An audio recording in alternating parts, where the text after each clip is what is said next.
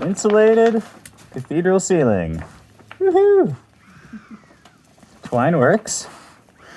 But then at the very end, it turned out that it was just the first 2 bags of insulation we bought that were super loose and worn. And that's why they were sagging out. And like the last bag, like these ones here, they were way stiffer, and like we didn't even actually need the twine. We just put it in just in case it starts to sag later.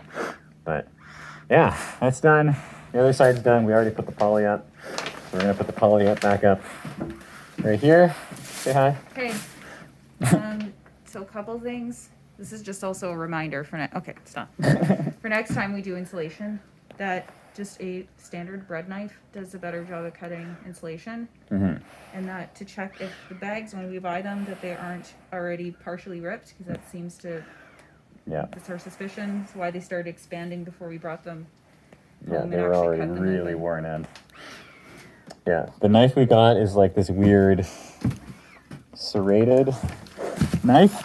I thought this was what you needed for insulation, but maybe this is more like intended for drywall or something. But yeah, this basically just tore the insulation, didn't really cut it. So, yeah. Okay, bye.